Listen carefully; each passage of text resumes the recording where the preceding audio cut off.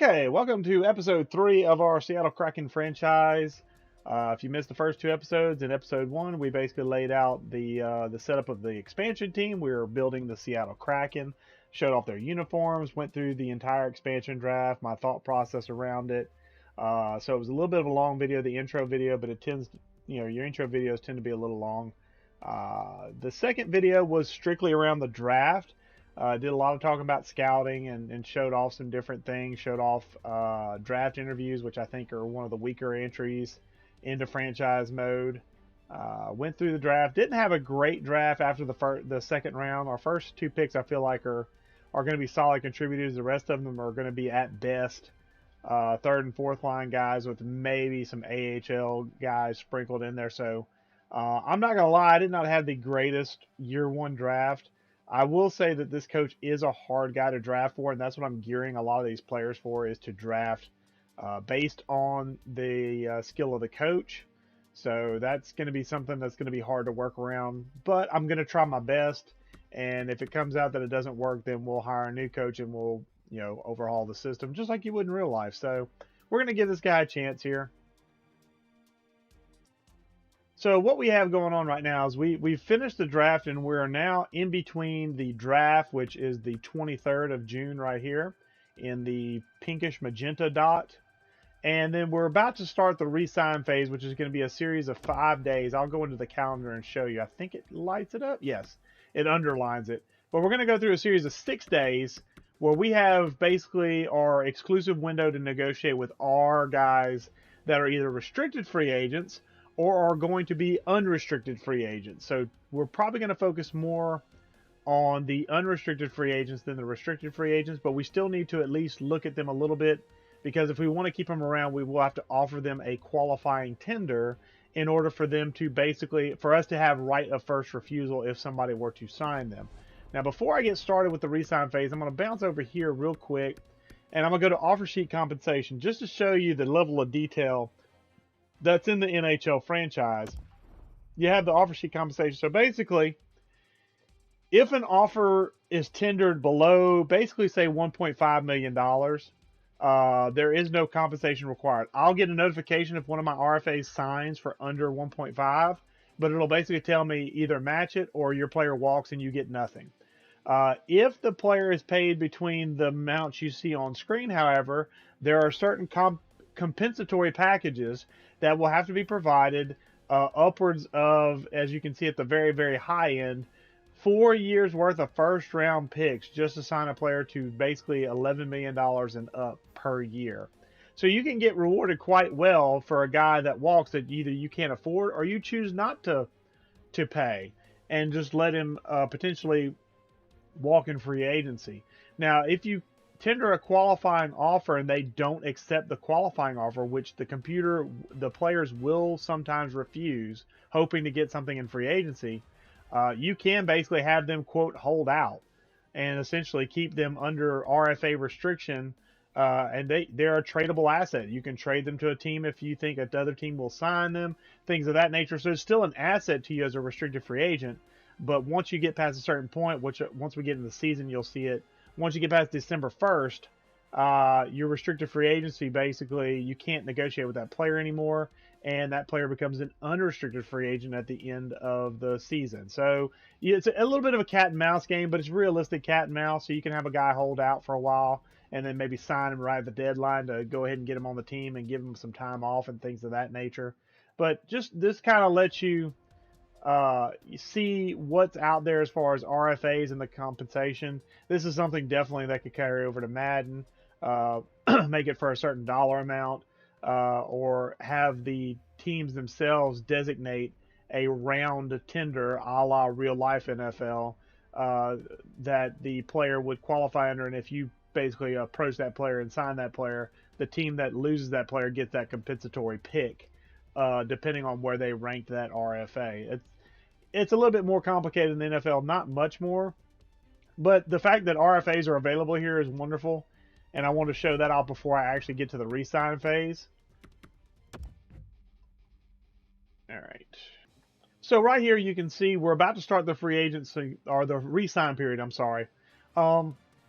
and it notifies me on this screen how many players are restricted free agents, and it gives me some highlights of those players that are high overalls that I need to look out for, so I can keep an eye on it. And then it tells me basically you need to tender qualifying offers if you want to keep the ability to negotiate rights or have the ability for first refusal if another team tries to sign them. So it's just let me know all this, and if I were worried about it or if I had accidentally simmed too far, I could hit stop simulation, and then it would let me go in and do that re-signing stuff. I'm going day by day, so it's not a huge deal. I'm going to go ahead and hit OK, and now we're in contracts. So now I'm going to go in, and now we can see all our contracts. So all the players that we drafted, these are all the players we drafted, whether in the expansion draft or in the entry draft, the rookie draft, for lack of a better word, that we just had. I'm going to start with centers.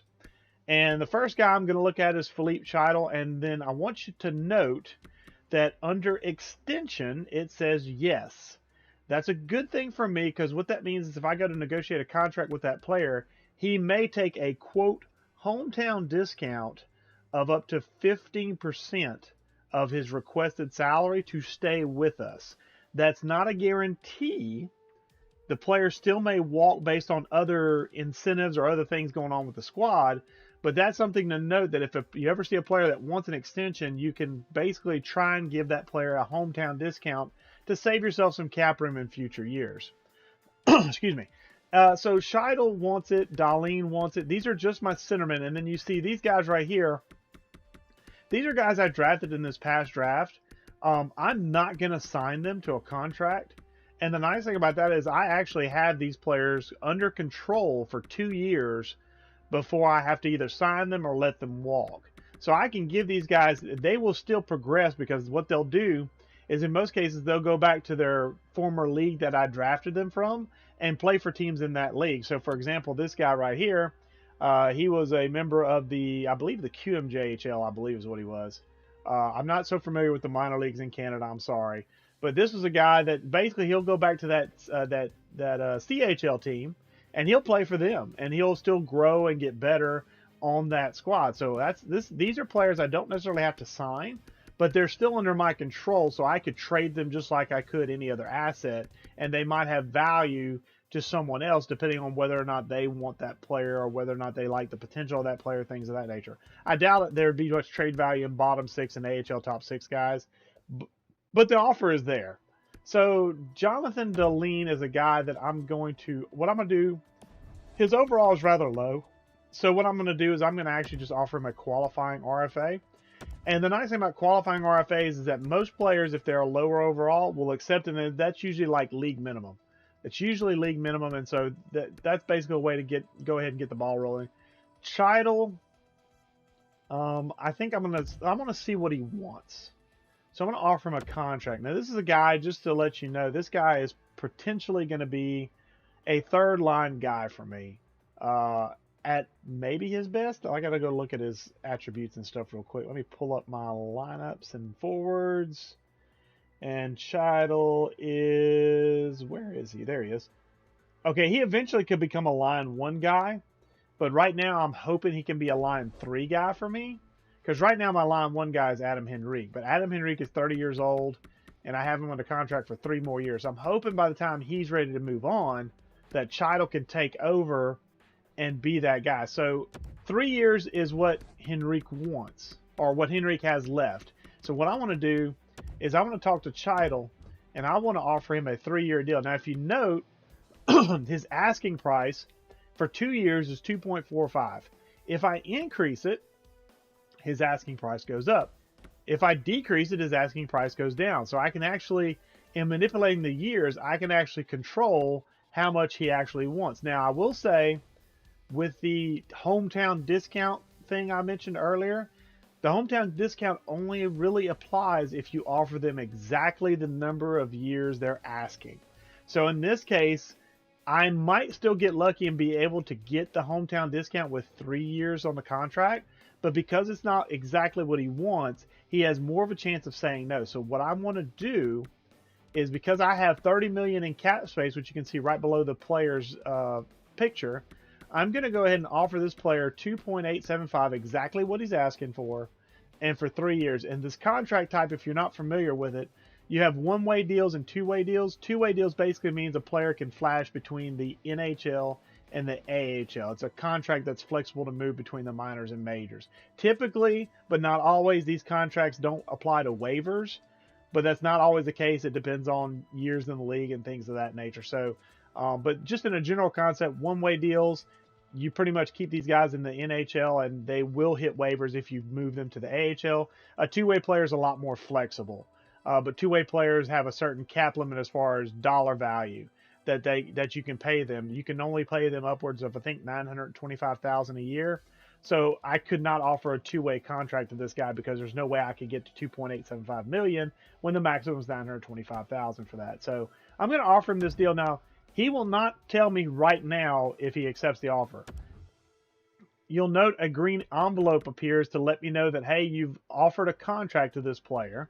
So now I know this player is under offer. This player, if you see the button for RFA is grayed out or blacked out, that means I've offered him a qualifying offer. So that's just another handy reminder to let me know, hey, you've offered this guy an RFA tender. So you don't have to talk to him anymore unless you want to negotiate a full-term contract, which I don't. And those are my centers.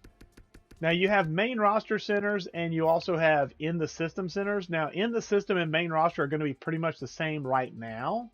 But as you move into the season, the difference between main roster and then the system is basically your pro ranks, your NHL versus your AHL and basically your prospect pool. So right now everybody pretty much is right here. Let's flip over to left wingers because now we have some decisions to make. Anthony Duclair. He is an unrestricted free agent, which means that if I do not sign him, he will hit the free agency pool and I get zero compensation. And this is the guy I drafted in the expansion draft, and this is the guy I'd like to hang on to for a while because I believe in my lineups chart I have him listed as a first-line center, or first-line winger, I should say. A first-line winger. So this is the guy that I'm depending on to become one of my top goal scorers. He's a sniper. And he's got a lot of speed. He's a little guy, but I'm hoping his shot gets a little better because he does have 2 years to grow. Because in this game, you got to the age of 27. Once you get to 27, you kind of top out as far as growing your overall and your stats. But I'm hoping he can grow a point or two more in the overall category and maybe increase that shooting category is what I'd really like. But this is a guy I kind of want to build around. So this is a contract I'm really going to focus on here. And I'm going to offer him a contract. Now, he wants 6 years at $3.875. That's a really good deal for me if he turns out to be halfway decent. 6 years. Okay, we don't have any long-term contracts, I don't think. Let me look at... Oh, yeah, we do. We do have one long-term contract. And that's Josh. How long is Josh Anderson? 1, 2, 3, 4, 5, 6. That's perfect. That gets Josh Anderson and Anthony Duclair on the same years of contract. So I am perfectly okay offering this 6 year. Now he's okay. He wants an extension. So I could offer this player a discount and see if he takes it. But I think I might leave it alone just because that's a really good contract. That does worry me as far as how much he'll actually grow though. I'm gonna actually decrease it to 3.75, kind of round it off a little bit for 6 years, and I'm gonna offer that and see if he takes it. If he doesn't, I'm perfectly okay giving him what he asked for earlier, which is 3.875, I believe. Anthony Beauvillier, this is the guy who I plan on having on my second line. But if you remember, I drafted Gustav Grachev top 10 overall, the 6th pick in the draft, and this was a guy who was 2 years out from being NHL ready. If I grow him right. What I'm thinking about doing is offering Beauvillier, depending on what he wants. Oh, he wants a long-term contract. Ooh, okay. So now a decision time. Do I offer him the long-term contract? And to be fair, that's a contract at 4.025 that's movable. And what I mean by that, that's a contract that's just good enough to where if I needed to move this player for picks or other prospects, he would still have high trade value because the contract is not so ballooned that most teams would shy away from it. So I may actually, even though I truly only want to sign him to like a 2-year deal. And then if my Grachev guy is ready to go, I'd like him to move on. But If I sign him to the 6-year deal he wants, I can maybe drop that to $4 million flat.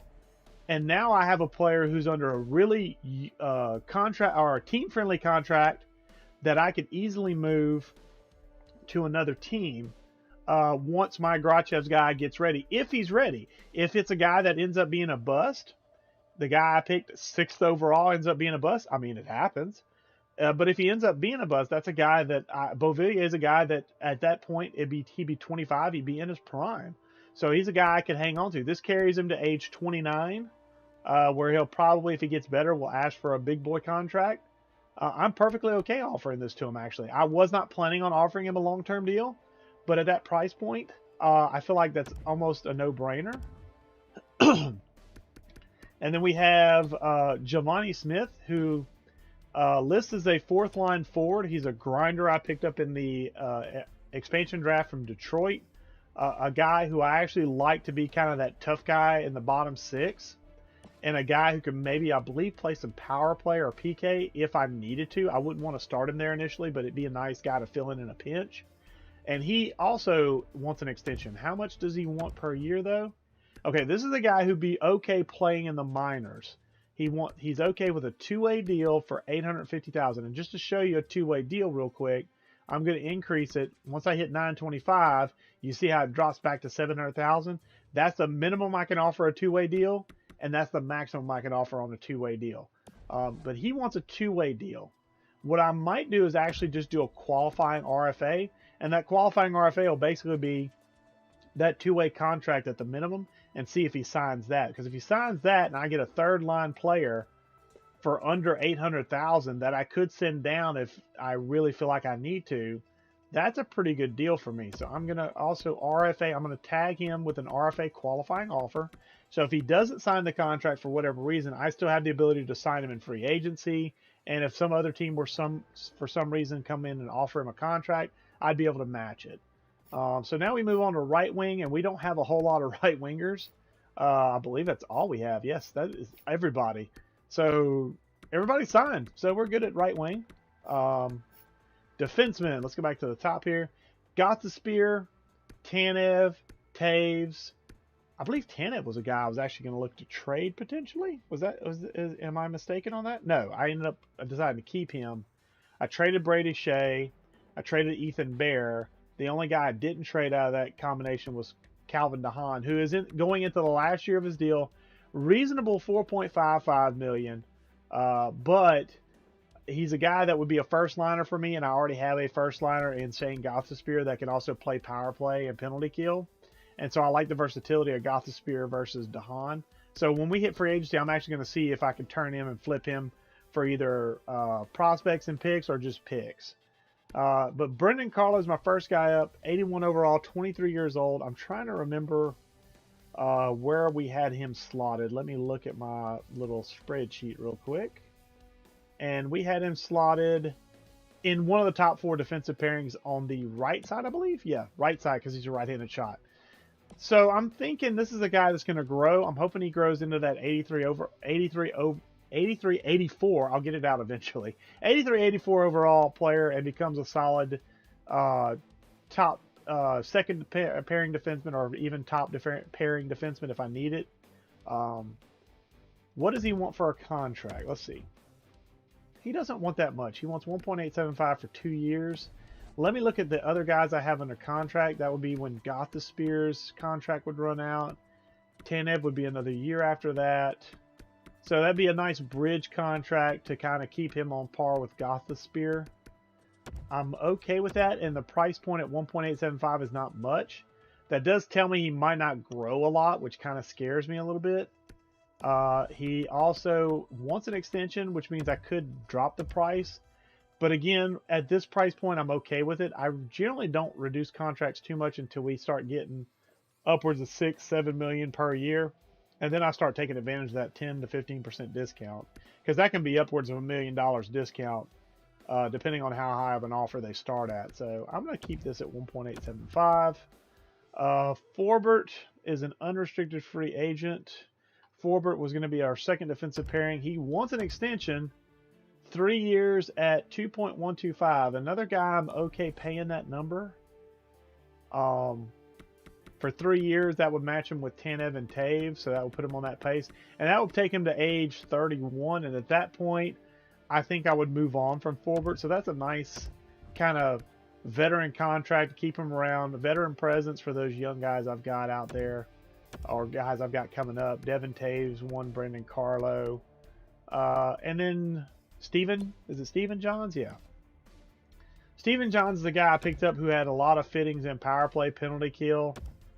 He wants 1.5 for 2 years. I think what I might do with Johns is, because he's the same age as Forbert, I think I'm going to put him on a 3-year deal.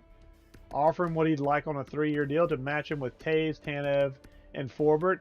Now, yes, in 3 years' time, that means I'm going to have to make some tough decisions about a lot of defensemen. But 3 of the 4 guys I'd be making a decision on, one of them is going to be 33, and the other 2 are going to be above 30.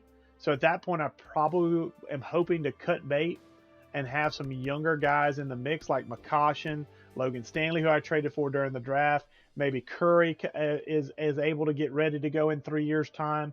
I'm hoping that some of these guys will be able to take up the slack once these guys start to move on and get older. And if push comes to shove and these guys get ready a little earlier, McCoshen, Stanley, even Curry, if I feel like they're ready early and these guys are in the last year of their deal, I can easily try and move on from them. I may not get much for like a guy like Tanev who'll be 33 at that point, but like Taves or Johns or Forbert, those guys are some I might be able to get a small bit of value from.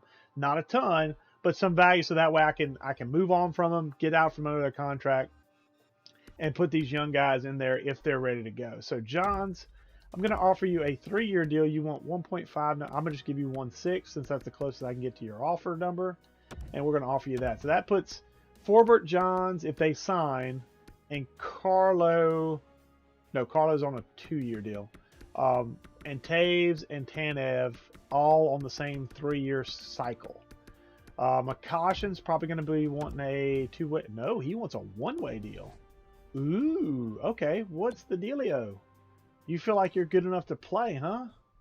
Well, according to your role, you're a minor top 2 defenseman, but I can have 1-way contracts in the AHL. I just have to be careful if I bring him up, sending him down, because he would fall potentially under waivers. So I'll offer you a contract, 1.125 for 2 years. That'll take you to age 26. At that point, you'll probably want a big boy contract, and I will be in between some contracts, so I probably could offer that. So I will do that and let you play in the AHL for at least the first year. Logan Stanley, this is another guy I will see. Okay, he wants pretty much near the minimum for a 2-way deal, so I will just RFA tag him. He should accept at $700,000, and that'll be a nice little signing. Curry is 18 years old. He's not really ready for prime time, so I'm not going to sign him, because another thing you have to keep in mind is, just like with Madden, if you're familiar with Madden, 53-man roster, I can have 50 contracts total, and a certain number of them have to be skaters, and a certain number have to be goaltenders. And then I have some what they call exempt contracts, which are contracts like if I signed, I'm going to go back to center real quick. If I signed this Gabriel Dennis guy, or Denise, I'm not sure how he pronounces it, but Gabriel Dennis, if I sign this cat and he ends up staying in the CHL to grow, that would go as an exempt contract, because essentially I have the player signed, but he's below the age of 20, and he's also playing in the CHL. He's not qualified to be in the AHL yet. So, but I'm not going to sign those guys just because I don't need them. I don't want to take up spots potentially. So we're going to go back to defensemen. I think everybody is here. Yeah, everybody's here. So we're good there. McDermott's going to be in the AHL. McCoshen. So I'm going to have a pretty solid AHL squad, I feel like. Push come to shove, I could bring this guy up and let him be the 7th defenseman for me. We'll see what free agency has, but so I'm pretty much set there. And then goalie's the only guy I've got to sign is Aiden Hill, and right now I do need a backup goalie. So I'm thinking, let's see what kind of offer he wants. 1.3 over 2 years. That's great for an 81 overall backup goalie that's growing. Yeah, that's perfect. That's perfect. So we're pretty much, we didn't have a whole lot of guys hitting free agency, so that's kind of nice. I tried to draft guys that had at least an extra year on their contract so I could have some maneuverability. That's a guy I did forget to trade. I need to work on moving him as well. in free agency if I can for just whatever I can get. But okay, so let's see. Now we get to advance a day. Remember, we have 6 days of resign. So this first day, I'll get notified exactly how many players decide to resign with me. If I have to negotiate some more, do some stuff like that. So let's see. Advance a day. So Derek Forbert has agreed to resign. He appreciates that I offered him the money. Brendan Carlo is also resigned. Okay, so here we go. This is the guy I increased the number of years and met his contract demands as far as what he was wanting. But he wants to win, and he doesn't think this team is going to be in a position to win anytime soon. Perhaps more money will change my mind. So there's your hint. Maybe offering him a bigger deal would keep him around, which I will probably do, because I don't mind paying him a little extra, even though he's a lower overall, because I do have some cap space to play with, and he won't take up a ton of it, even if I throw some extra money at him. Anthony, okay, that's good. Anthony Duclair signed with us. That's good. That's really good. That's our building block sniper. I'm hoping building block sniper. We'll see how it turns out. Beauvillier signed, also good. So there, we got some young guys up in that top 6. Philippe Cheidel signed. I'm hoping he can play third line center for us. That could be a dangerous one. Aiden Hill resigned. Ian McCoshen resigned. So we're good. So right now, the only player that didn't sign with us was defenseman Stephen Johns. So we're going to go back to him. We still want to offer him a 3-year deal. We offered him 1.6. He turned it down. So I'm going to jump it up. I'm going to go ahead and overpay him a little bit. I normally wouldn't do this, but this is a guy I kind of want to hang on to for a couple of years. His overall's low, but he does fit in a lot of different schemes for us, power play, penalty kill. So I want to have a guy who's versatile, even though he's a lower overall, because that's potentially somebody I could bump to the 7th defenseman role.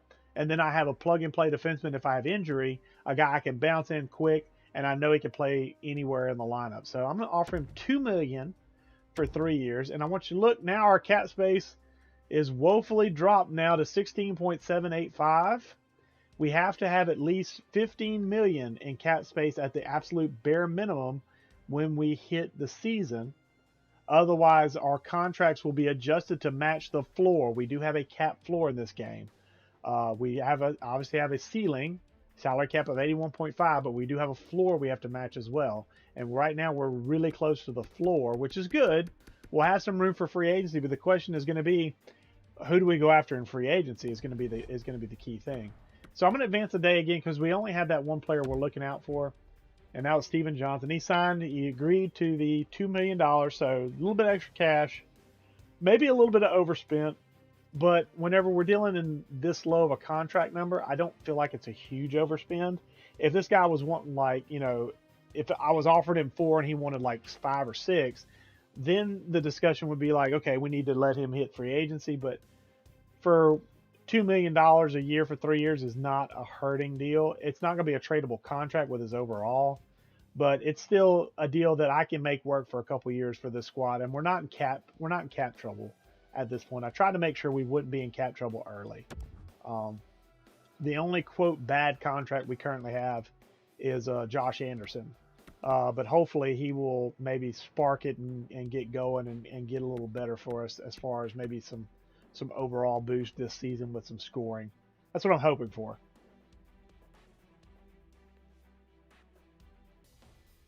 So what I'm going to do now is I'm done with free agency. I'm done with contracts.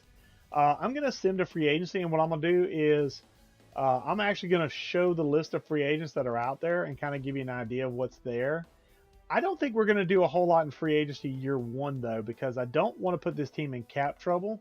But I do need to make sure we sign a couple of players, not only for our NHL squad, for depth and for our bottom 6 guys, because we are missing a couple of spots in the bottom 6, but also for our AHL team, because I want to make sure some of these younger guys we've drafted or guys we've picked up that are going to be in the AHL, I want to make sure they have the means to succeed, especially our goaltender. Carter Ingram we drafted. He's going to be our starting goaltender, and I have a feeling he might grow really quick and become a really good starting goaltender. So I want to kind of give him the means and the tools to succeed. So I want to make sure he's got a strong AHL squad in front of him. But we can go ahead and send to free agency. If we had missed anybody, as far as tagging somebody or missing an unrestricted free agent, if I missed anybody, it would alert me before it hits free agency. Hey, you still haven't talked to this player or done something with this player yet.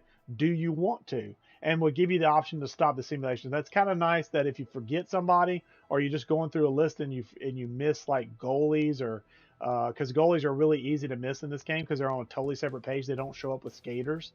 So if you miss somebody, the game will alert you, and I do like that. That would be something nice for Madden to kind of just alert you and say, hey, you're about to let these guys go. Are you sure you want to let these guys go? So we're going to sim. And there you see right there, Giovanni Smith. This is the guy offered one of those tender qualifying qualifying tender offers. He decided to sign his. Jonathan Dahleens decided to sign his. He's a 65 overall. And Logan Stanley decided to sign his. So all our restricted free agents are gone. We're done. Now I'm gonna edit my trade block. I'm gonna take him off. No. I just signed those guys. Calvin DeHaan's on it. And we're going to put Eric Robinson on it. I'm going to leave that alone because I'm just kind of curious about what we get. Yeah, that's pretty accurate. Okay. So this is where it notifies you about your contract limits. We have 27 players under contract. And if we go over 50 here, we will have people basically cut until we get down to 50. And it explains to you about those exempt contracts. So there's the list. I kind of poorly explained it earlier, but there's the actual breakdown of how it works and how they won't count toward your 50-player limit. They'll go into that exempt contract pool until they become eligible, and then they'll pop up in there. So free agency. Now, at this point in time, if I flip over to my listing of my current line setups, I currently look like I have Chido's tentatively plugged in the third line, Philippe Chidel. I have a guy, Nick O'Dowd, I picked up in the expansion draft. That's a guy that is not the greatest overall, but a guy who can play bottom six. So I'm thinking about playing him, or actually is he line 3? He may be just line 3. Hold on. Oh, he's all. Okay, so he can play anywhere. So I would probably consider putting him, actually maybe even fourth line winger with Austin Watson. So I need to get a third line guy, a third line player for my scheme. And based upon what I have currently tentatively set for a lineup, I have a grinder on that third line left wing with Giovanni Smith. I have Philippe Chidel, who's a two-way forward. And so I need a winger. I would like to have a winger that would be a solid scoring type if I can get that.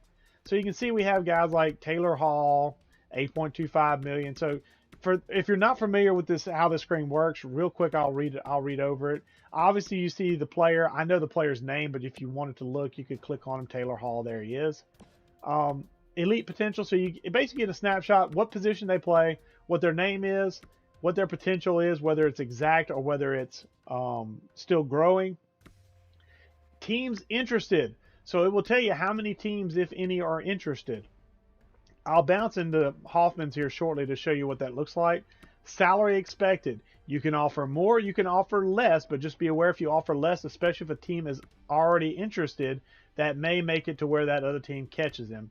And then years wanted. So this is what the player wants. You don't have to offer that, but that's a good starting point for negotiations. But let me show you Hoffman, because there is a team interested in him. I'm not going to be, but I want to show you what it looks like. So I can bounce in here and offer him a contract. And if you look, it's right here. It shows his age. It shows his potential, the years he wants, the asking price he wants, interest in a two-way contract. Clearly not if he wants to make $8 million a year. Other team interested is Anaheim.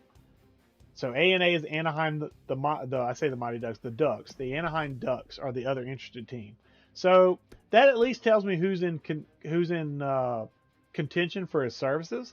That's not a guy I'm actually looking for, because if I go flip to him and I scroll down, he does not fit my coach's scheme. So he's not a guy that I'm looking to spend money on. Plus, 30 years old and a 6-year deal. By the age of 32 or 33, that top 6 potential is going to start to drop. And then that $8 million contract is going to become a boat anchor. So Anaheim, sign away. Please, sign that player. Jaden Schwartz doesn't fit our scheme. Gabriel Landeskog. Line 2. I don't need line 2, though. I have full on line 2. Alexander Ovechkin. The grade 8 has hit free agency. How did Washington let him go? He does not fit my scheme. I'd be one of those to be like, you know what, I'm just going to sign that guy anyway. Now, this is currently organized by salary. I typically like to go by overall because I also like to kind of keep an eye on roles because I like to try and sign guys that fit the role that I want to give them. Because I don't want to demean them too much by playing them well below their role because I'm looking right now for a third line winger, and that would be well below Mike Hoffman's station of being a first line guy. So I would not go after this guy even if he fit my scheme because I'm looking for a third liner, and this guy wants to be first line, and I don't want to slap him in the face that well. Now, as I'm going through this, I need to go a little bit further because this shows their player type. So sniper, power forward, playmaker, age, and there's one other key thing because I'm pretty sure Fiala is one at 23. Whether or not they're a restricted free agent or not. So this, just to show you, I don't want Fiala, but I want to show you what it looks like. I'm going to go in and I'll offer him a contract. I will be able to back out, so I'm not terribly worried about it. The other team that's interested is Minnesota because that's who holds his rights. That's who currently has his restricted free agency contract. If I offer him a contract right now as is, I now have to provide first and third round picks from this upcoming draft to offer him a contract that he would accept. And if he accepted, the Minnesota Wild could then choose to match it or take my picks. I don't want either, so I'm going to back out.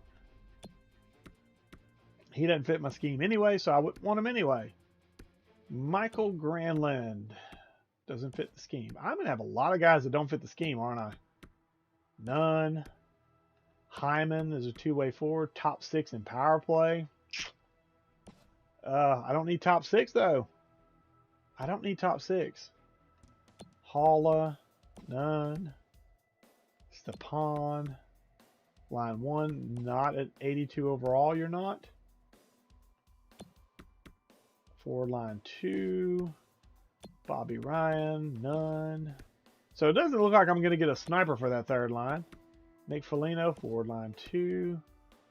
40 years old. I don't want that. Dzingel. Top 6 forward lines. Don't need that. Frolik. Forward line 2. Don't need that. Coleman. Forward line 2. My goodness.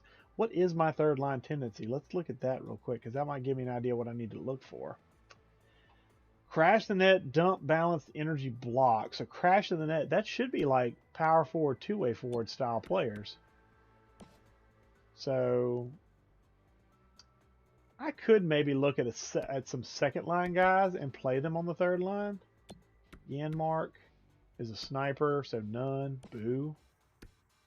Coleman's a two-way forward, but there's a team interested, so I don't really want to fight teams for it. Frolik wants 2 years at 32 years of age. He fits forward line 2. I really would like a guy. Golly, you know what sucks? Is I really would actually like Zach Hyman because he's 28 years old. He wants second line time, but if I give him third line time and put him on the power play, that should meet his demands for being a second line style guy. 4.425 is a little steep for the third line, but when you consider he's also going to play power play and could play penalty kill in a pinch because he's got 76 faceoffs even though he's not a centerman. He's got decent speed. He's got decent durability. He's got a solid shot, but not great. He's pretty much he's just a well-rounded guy. Like, he's a really, really well-rounded guy. But the question is do I want to spend the money I would need to sign him? Right now, nobody's offering, but I probably would want to offer about, what, 4.75? Is that, the question is that worth it for a third line, 83 overall player? I mean, it's worth it. Let's see, Chidle, Giovanni Smith. I would like a score on that line more, but if I can't find one, let me look a little further down this line here. I've got it sorted by overall. Okay, I know Grabner's like, yeah, durability of 70 I don't like. Does he even fit? No, he doesn't fit either. So Wayne Simmons, Yanmark was a none, so that's not going to work. I'm really particular on what players I can plug in here. PK lines, that's no good. Hinostroza, Jason Dickinson. Line 2, Hinostroza. Line 4. What's line 4? Line 4 is kind of like line 2, isn't it? I think my coach's line 2 and 4 matches. No, it's complete opposites. Okay. So if he fits line 4, you know, he could, if he matches some tendencies, he could actually fit on third line. Let's see what his shot stats are. Decent speed, decent durability. Body checking isn't the greatest, and neither is aggressiveness, but he's playing on a line with a grinder that can do that for him. And with Chidel, who can maybe do some heavy lifting. He could also play center in a pinch, which I dig. I think I'm going to go after Vinny Hinostroza and hope he meshes well enough on that third line. 1 year deal? Do I want to offer a 1 year deal? Or do I want to make it a little bit longer? Let me go look and see. I know I'm exiting out, but I want to look and see what I have contracts for my forwards. Particularly my third line guys. So right now I have Chidel. He's on 3 year deal. And then I have Giovanni Smith is on a 1 year deal because he signed that that 2-way contract. So is Dowd in here? Where's Dowd at? Where's Dowd at? Dowd is right here at 78 overall. He's also on a 1 year deal. So realistically, I could play Dowd up here and play Giovanni Smith in the AHL for a year just to see if he grows a little bit. Because he's only 22, so he might jump up a little bit higher. Maybe to a 79. So do I go after both? Well, no. Dowd could play bottom. He could play fourth line. He can play fourth line. So I can put him on the fourth line, which is where he's marked at. 2-way forward. Got some centering capabilities for sure. Yeah, I feel like I can do that. Yeah. Who do I have currently on the fourth line center? Sundqvist. So I have you on the center spot. 74% face-offs. Yeah, okay, so you would play wing. Okay, so I got my fourth line. Sundqvist will play right wing. Dowd will play center, and then Austin Watson will play left wing. How long is Austin Watson signed for? 2 years? I tell you what, we'll offer Hinostroza because he's 26. We'll offer him a 3-year deal. We'll offer him a 3-year deal, and we'll bump the price up on it a little bit. So we're gonna find Hinostroza. You're gonna come play third line time for us, buddy. Where are you at? You're pretty good. There we go. Hinostroza. Okay, 3 years. We're gonna offer you.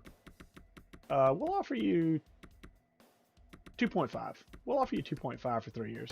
I don't think that's I don't think it's a huge overpay for a guy that could potentially be a really good playmaker on the third line and maybe do some other stuff for us. What does he for just forward line for? He might be able to do some penalty kill or not penalty kill, but a power play as well. All right, so that is the only forward I really desperately need for my top 4 lines. Defensively, I'm actually pretty well set, I believe. Let me look at my contracts from my defensemen real quick, just to make sure. Yeah, Gotha-Spear is signed for 2 years. Tanev for 3. Taves for 3. Carlo for 2. Dahan I'm trading. Forbert for 3. Johns for 2. So that's 1, 2, 3, 4, 5. I've got 6 defensemen. So I really only need depth defensemen. So now is the time when I need to find a trade. And I need to find a trade for defenseman Calvin Dahan. Who can offer me for what? 4th and a 5th. 4th in 2022. Dallas Stars are giving me a 3 and a 5 this year. That's actually a pretty good deal. I may come back to Dallas. 4 and 4. Duchesne? No. I'm not taking 5 years at $8 million for Duchesne. Nope. That's your bad contract. I'm not that big an idiot. 3 and a 4, but Tampa. Tampa's good. I don't want Tampa's picks. That's basically a 4 and a 5, essentially. Jakovic and a 6th. I don't know who this Jakovic guy is, so let's see if I know anything about him. Thanks, scouts. Come on, scouts. Maxim Jakovic, sniper. Okay, that's probably not a good sign. No, oh, so I'm definitely not trading for him then, because generally speaking, snipers are real hard to fit for me, for this coach, and I'd hate to trade for him and then have him be a guy that just completely doesn't fit. So we're going to go back to defenseman, back to Dahan. Let's open that back up. I think Dallas is going to be the pick here. 3 and a 5 in next year's draft. Let's go backwards. Petrovic and a 6. Winnipeg's 3 and 5. What was Dallas's? 3 and 5, but both next year. This one's a 2022 third and a 2021 5th. This is Winnipeg, Winnipeg's 4th, and both 2021, 20, and that's Vegas. No, I don't want to trade with Vegas. Yeah, I don't want to trade with Tampa either. Winnipeg? No, I think Dallas is the best deal. 3 and a 5 for, yeah. Bye, Calvin. See you later. All right, let's get a little comfy here. All right, so now I have to look at contracts because now I've just traded somebody. Now my cap space is at 19 million. So now I got to get a little worried about getting a contract back. So what I'm thinking about doing is there's a guy I tagged, and I'm trying to remember how to find him. Find trade. I tagged this player before. I tagged him in a basically like a just kind of a scouting. Let's see, where is he? I believe he's a right winger. He might be a left winger. James the Real Deal Neal. Okay, so this is a guy fits forward line 4, 5.25. I realize, okay, don't look and say, okay, fourth line guy for 5.75 when you basically just said that you didn't want high contract players playing on lower end stuff. Normally, no, but this is one of those times I might make an exception. And the reason I might make an exception is because this guy, I need contract money. And if I can place this guy on the third line with Hinostroza, who I'm going for a signing, this guy may have a decent year. Now, I'm not saying he's going to, become a 30, 40 goal scorer, but I could potentially maybe push him, and I could also push him on power play. If you look at his shot, he's still got a solid shot. So the shot's not going anywhere. His durability is 80, but if I put him on those bottom 6 lines, he won't see as much ice time, which is good. I wouldn't put him on penalty kill, but I could potentially use him on the power play as an extra body. He still has some skill, but he's just declining because of age, and he signed a bad contract is what it boils down to. I kind of want a deal for this guy, but I want to see. Oh, they do not. Okay. Do you have anything? No. Okay. So this might be somebody I have to actually negotiate for. Okay. Okay. Propose a trade then. Fine. Fine. Oh, wrong team. So I'm going to flip through and find the Edmonton Oilers. What's up, Edmonton? Okay, so let's find James, the Real Deal Neal. Oh, gosh, I wish he fit. All right. James Neal. Okay, forward line 4. So I'm going to put him on the deal. Now, note that his name is in white. So that means they do not want to deal this player, which kind of fits with the whole fine trade for him and nothing worked. So these guys don't want to give up James Neal, and probably because they're listed as a conservative buyer. So they're not looking to dump contracts in any way because they want to keep talented players. And James Neal, even though he's making a lot more money than he should, is still an 80 overall player, so he's still talented. But what can I do to sweeten the pot for them to get them to give this up? Skaters matching the block. I'm going to look at skaters that they want and see if there's anybody I'd be willing to give up. Not Carlo, not Grachev, not Stanley, not really Engvall. Engvall's really too much. I kind of want him for the AHL squad. Forbert I just signed. Giovanni Smith I just signed. Johns. Eric Robinson's a guy I'm looking to give up. Now, with this type of trade, because they don't want to give him up, my trade value is going to have to be a little bit bigger because I have to basically make up the difference of them not wanting to give up this player. But what I want to do is I don't want to come out completely empty-handed. I want to see if I can get a pick out of them. It's not going to be oh, hey, that's right. I traded with them in the draft. Let's see if I can get my seventh round pick back for. Now, I doubt this goes through. And the reason I doubt it goes through is because that's a lot of trade value that basically now is not on my end anymore. So I think the 7th round pick is going to be way too much to ask for, even though it's just a 7th for Neil. I'm going to propose it and hope, but I'm pretty sure it's going to get rejected. Wow, okay. So basically, okay, so let me explain this one real quick. So the trade got accepted.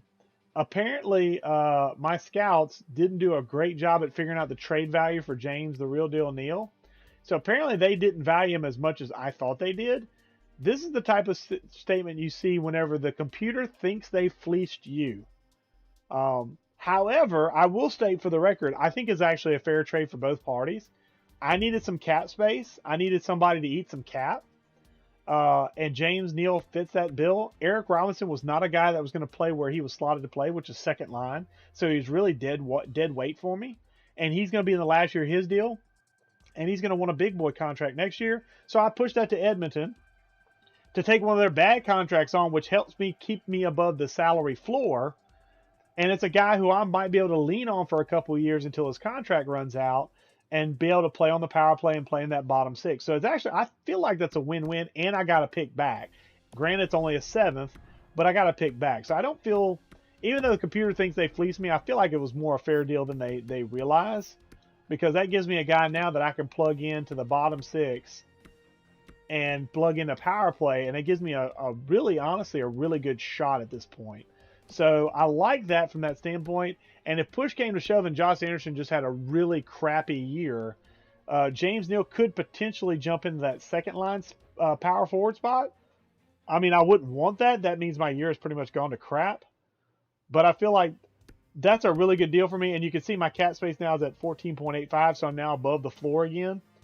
And that's good. And I also got rid of Eric Robinson. So really, it's kind of a nice little mesh of things. And I wanted that. I wanted to get that. So that works. I mean, it's not the greatest deal, but I do like that. I wanted to get some salary back after trading to Han. So now I'm pretty much done as far as free agency goes. Like, I really literally, the only things I need at this point are going to be depth players. And when I do depth players for my team, I go by role. And I look for players that specifically want to be depth players. So I'm going to flip down this list. These are forwards. I usually need 2 forwards to basically round out my roster at the bottom end. And I'm looking for strictly a guy who wants to be in the depth field. So it's going to be, let me get down here a little bit faster. Okay, so here we go. So like Mark Jankowski, he wants to be a depth forward. Now, typically when I go after guys in this range, I try not to go after guys that still have potential, especially top 6 potential, because I feel like I might ruin that by playing them as a depth forward. But Jankowski's a really good player, and is a guy who could fill in forward line 2 and potentially forward line 4 and PK line. So I think I'm going to offer him a contract. He wants a one-way deal. I'm going to offer him $1 million to be basically a bench player that hops in if we have injury.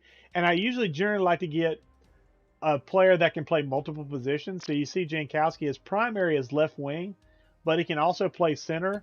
And if you look at his face-off ratings of 80, he can definitely play center. So I'd more than likely use him in the center spot, but it's nice to be able to flex him out to the wing, because if they play in a position that they don't favor, the chemistry capabilities they get a little bit of a hit. So if you play a guy at a spot that he desires to play at, he has full ability to hit the full chemistry load of +5, whereas if you play him offside, so like if I play Jankowski at right wing, he wouldn't be able to get a +5 if I were able to work a line that would give him +5 chemistry, because of the fact that I'm playing him out of position, out of a favored position.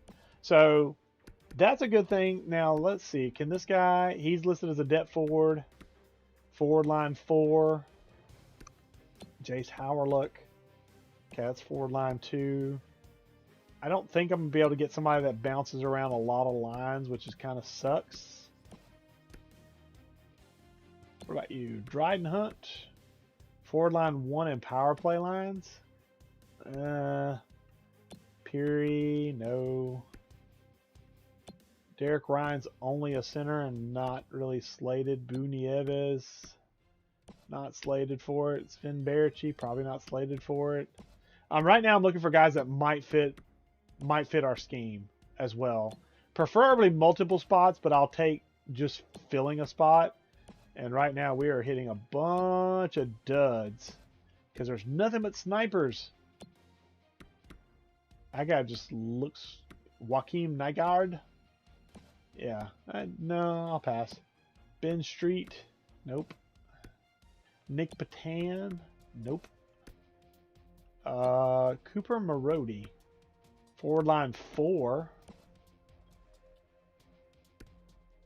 I'd rather have somebody that could play multiple spots.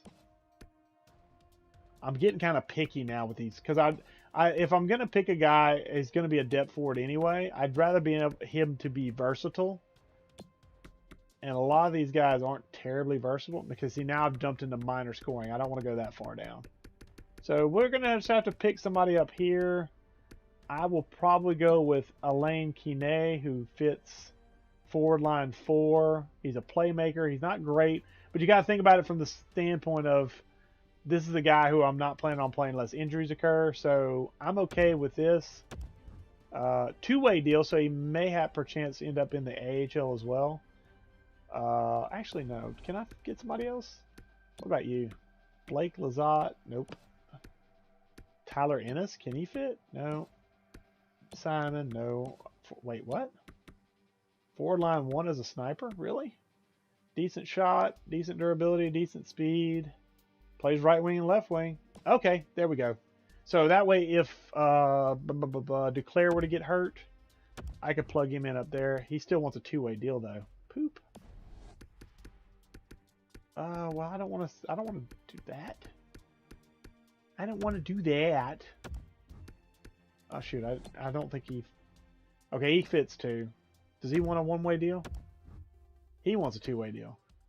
Well, it looks like I'm just doing two-way deals. Okay, fine. Then I'm gonna sign Simon to be my depth guy because I want a sniper guy to be able to depth in. Okay, and now, now I'm going to have to wait a couple of days for these guys to sign. They don't sign right away like with the re-sign phase. They change it up a little bit and they have to wait a couple of days. But essentially what I'm going to do is I'm going to look. All these guys are going to be in the NHL. Do I have anybody in the system? Darlene's the only guy in the system. But he's a guy who if I bench would not hurt my feelings any. So I need a full suite of centermen.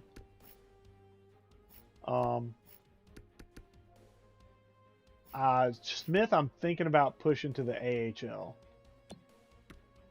Matter of fact, I think I will. So I think Giovanni Smith is going to end up in the AHL. I wanted to start him on that third line to have a grinder on the start. But I think with the other signings and trades I've made, I think I'm going to change that up a bit. So he's going to hit the AHL this year.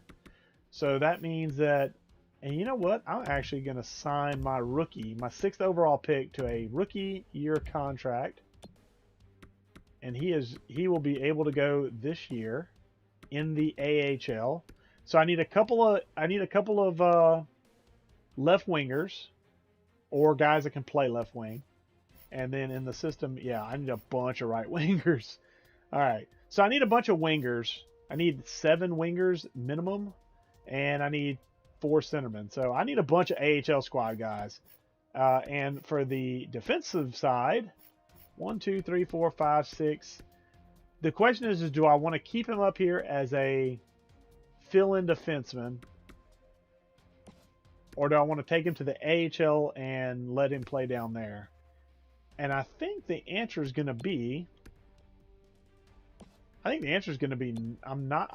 don't want him down there. I don't think I want him down there. I really don't. So I think McDermott is actually going to be my 7th defenseman. So, yeah. So we need to just sign guys for the AHL, and we need to sign right-handed shots for the AHL. Okay, I can do that. So what we're going to go ahead and do that now, just kind of knock it all out at once. Usually, I like to wait and make sure I sign the free agents I've targeted before I go to the bottom guys, because the bottom guys I'm pretty sure I'm going to get regardless, because if you offer them a contract early on, they're like, oh wow, hey, thanks, you know, they're surprised you're even talking to them at this point of free agency. But normally when I look at this setup, I try to look down here in 4th line or lower, especially if it's guys that I don't really care about development wise. So I'm thinking this guy right here, Luke Glendening, I like him because he's a penalty killer. He's a veteran. He's a guy who I could even call up in a pinch. I would play him in the AHL. It's an expensive contract for the AHL, but I've seen worse in the AHL. So and a guy who can play wing. So I'm going to pick him up for the AHL squad. And then generally after that, I think I'm going to pick up like depth forwards if I can find any. Cooper Marody, top 9. Yeah, I'm going to pick you up for the AHL squad. 2 years, that's fine. I'm looking for depth or... That's a veteran guy. He didn't fit. Blake Lazat doesn't fit. Kine does fit. Forward line 4. I didn't want to play him that low on it. Jordan Wheel doesn't fit. Let's get Kine up here because that's a guy I was thinking about getting for the NHL squad anyway. So we're going to take him and put him in right there. And then let's look at these minor scoring, minor check guys and see what we got down here. Forward line 2 and PK lines. Gauden, forward line 1 and PK lines. Okay, how's your face-offs? Now right here, just to kind of explain my thought process, I'm really looking for bodies more than anything. But I'm trying to get a mix of guys that have exact potential, guys that I don't care about developing anymore, and guys that I might be interested in developing to see if they become something. This top 9 guy, he probably won't be much better than about a 79 overall, but maybe as a depth guy who could come in and jump in on the first forward line in case of an injury for a couple of games, maybe not long term, but for a couple of games, that would be something I would generally not mind having on the squad. Let's see what else we got here. How many players have we approached centerman wise? 1, 2, 3. Okay, so we have 4 centers right there. So I'm going to leave it right there at that. I'm not going to go after any more centers. Now I want to go after some left wingers. I want at least 3 of these guys, I believe, and I'm going to organize it by role because I want to get guys that are lower end guys. I want to get guys that are okay with being in the AHL. What about Dano? Is he fit? Forward line 1, I don't want that. Nieto?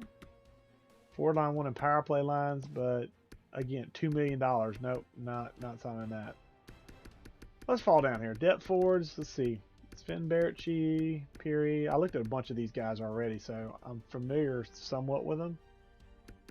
Night guard was a guy, forward line 2 and PK, but he wants 1.4. Tyler Ennis wants cheap, but he doesn't fit. Boo. Gabriel Bork, forward line 2, 875. I like the money. I don't like the physicality. I'd rather you be more physical, but I do like most everything else. So yeah, we'll offer you a contract. 2 years is a little much, but that's okay. Del Call, do you fit? No. Boo. Okay. Dryden Hunt. That's another guy I wouldn't mind having. Dryden Hunt. Yeah, we'll sign him for 2 years. Okay, how many have we approached? Jankowski, that's a guy for the NHL. These 2 are guys for the AHL. I want one more guy because I want some depth in the AHL as well in case injuries occur in the AHL. So we may end up adjusting some of this a little bit after the fact once we get everybody locked in. I'd love to get some shooters for the AHL or playmakers, but that's going to be... Okay, there's a line 4 guy. What about this Kyle Rao? Nope. Nope, nope, nope. What about Andrew Agazzino? Nope. What about Hagel? Forward line 1? Bottom 6 potential, though. Low bottom 6. Hey, you know what? Consider yourself an AHL guy. So, that's 3. I think that'll be okay for right now. So right wingers, we need a bunch. Need a full suite of them. Simon's going to be in the NHL. McCarron, can he fit anywhere? Yeah, McCarron's a good guy. McCarron's a good guy to have. How much does he want? He wants a 2-way deal. Cool. You can have a 2-way deal, buddy. Okay. Continue. Grinder, yeah. Forward line 4. Only a right wing, though. I'd rather have some flexibility down there because if injuries occur, I want to be able to bounce guys around. Carter Ashton, Grinder. Again, though. 4th line guy, though. Do I care about... Nah. Nah, you can... I'll sign you. Okay, and maybe one more guy. Okay, now we've dropped into other fours, which I generally don't look at unless it's a guy like this who has a decent overall. But the Studenick guy, Martin Studenick. Again, I'd prefer some ability to transition over and play other stuff. Talon Gruel, he's terrible. Why did I even look at him? 70 overall. Verano, two-way forward, line 2. Oh man, I don't know. I don't know. I'll tell you what, let's go by overall again. Let's look and see if there's a fourth line guy we might could sneak for a cheap. That would be a solid pickup. What about Neeson? Top 6. Oh, that's perfect. Perfect. Yes, it's a lot of money. Actually, I'll tell you what, 1 year at 1.45 or 1.425. And if you accept, you accept. That's awesome. Okay, cool. If you don't accept, I'll go with somebody else. No harm, no foul. And then defensemen. I need right-handed defensemen that are minor league or depth defensemen.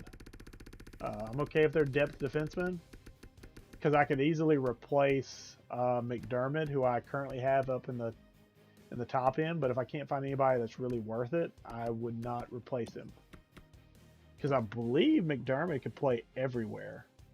Let me check my list here. No, he was top 4 in PK. Steven Johns could play anywhere though, which is nice. I don't think I'm gonna find anybody like that, especially not a two-way defenseman. Forsling, defensive pairing 1. Jack Johnson. Really, I just need to look for. How about Irwin? No, okay. What about Lucas Spiza? Top 4. Okay, I've got it. I mean, why would I sign this guy when I already have a guy that does that? Slater Cook, defensive pairing 1. Hutton two-way. I'm really wanting either offensive or defensive defenseman.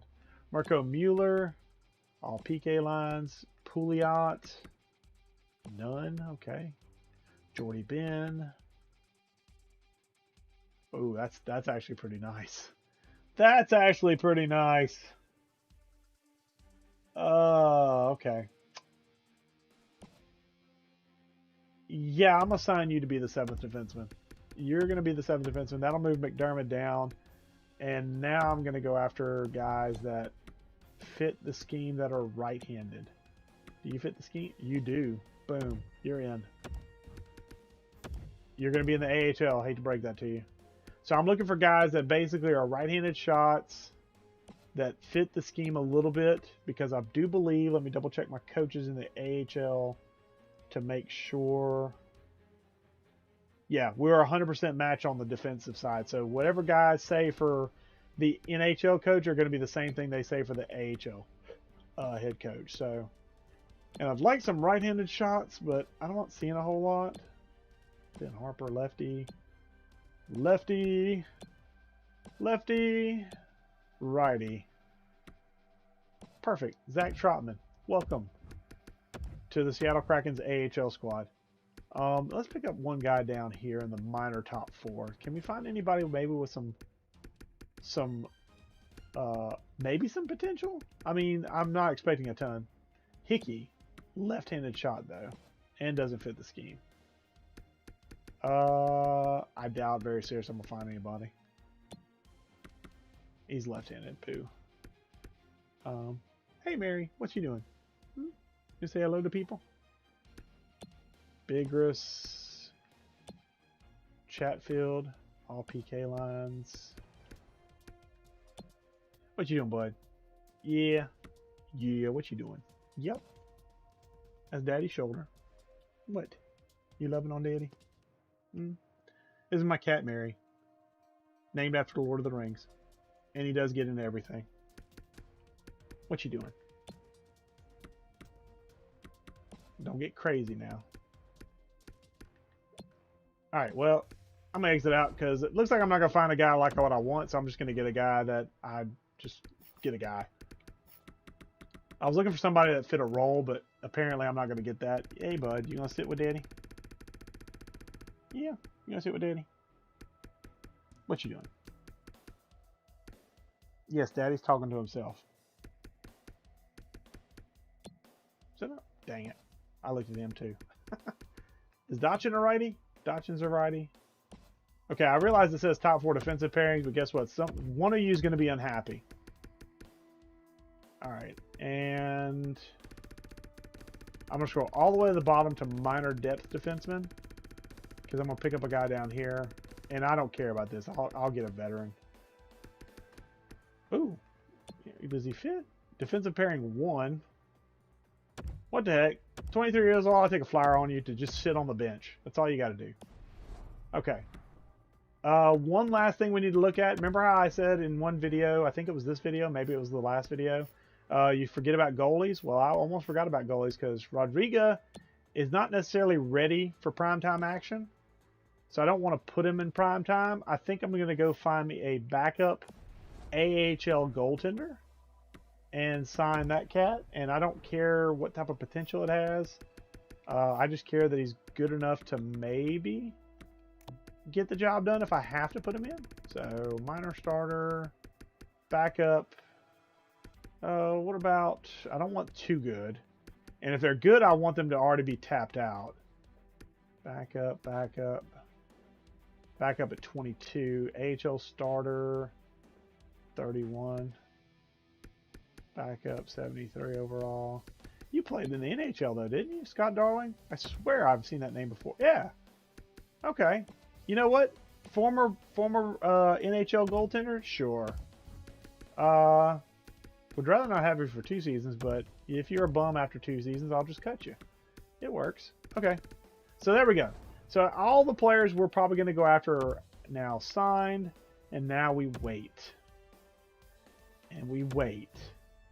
And we'll get trade offers in the meantime. So Edmonton offering a 4th and a 5th for Forbert and Dowd. No, that's not happening.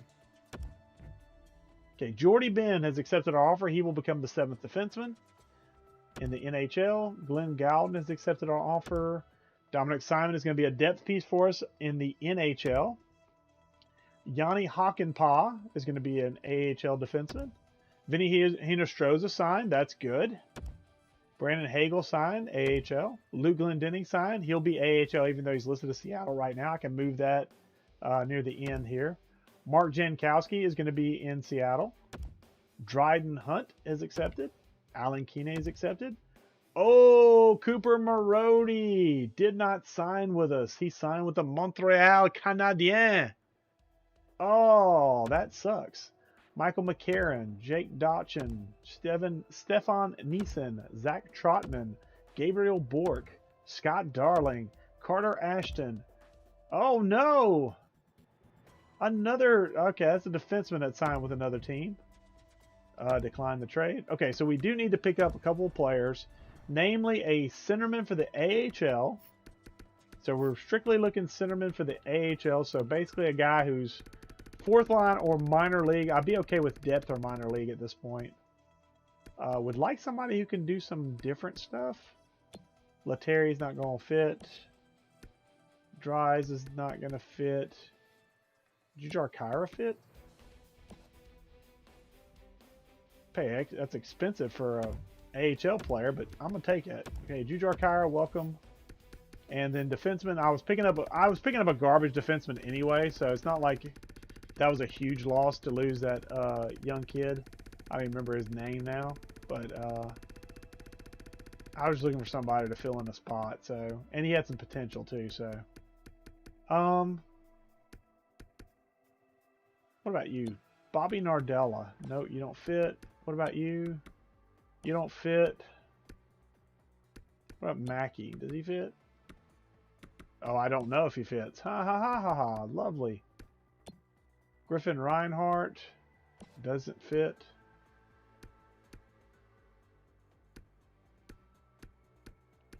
What about this guy? Summerby. Okay, you know what? Take you. That's fine. 2 years is fine. You'll probably sit the bench the whole time and be a replacement player at best. All right, so let's advance and get these 2 guys that I want signed. Stephen Johnson. Okay, Edmonton. I'm not trading. It's not going to happen. Petrovic and a 5 for forward. And I'm going to have to turn off some of these trades. I have to turn off my trade block a little bit. Jujar Kyra accepts and Doyle Summerby accepts. Okay, so we're pretty much now done as far as signing free agents. So what I'm going to do is I'm going to stop the video here because this went kind of long, a little bit longer than I anticipated. But I wanted to show you the process of basically getting a team, especially a first-year expansion team, kind of primed and ready to go. When we start the next video, I'm going to fast forward a little bit to the point where we actually have lines ready to go. So in other words, we'll be editing our lines. And that may be another little bit of a longer video because I want to show all the detail that goes into chemistry, coaching staffs, player preferences, and all that stuff, especially if you're unfamiliar with it coming from Madden and watching this stuff. I want to show all that off because I want you to understand how wonderful it is to be able to put a team together that may not look as good on paper, but because of chemistry and matching up players' profiles and coaching profiles, you get a team that's actually better than the sum of its parts. So please tune in next time. We'll be doing that. That's where we'll start. And then we'll actually start some simulation. That'll be fun. Get to watch me hopefully not cuss too much. I'll try not to. Can't make any promises. But that'll be the next video. If you like this video, give it a like. If you aren't subscribed, which I don't have a lot of subscribers, but if you aren't subscribed and you enjoy the content, give me a subscribe. You'll see this video also on Grown Folks as well. All I can say is just hopefully you enjoy the videos, and I'll keep cranking them out because I enjoy putting them out there. Until next time, guys, take it easy.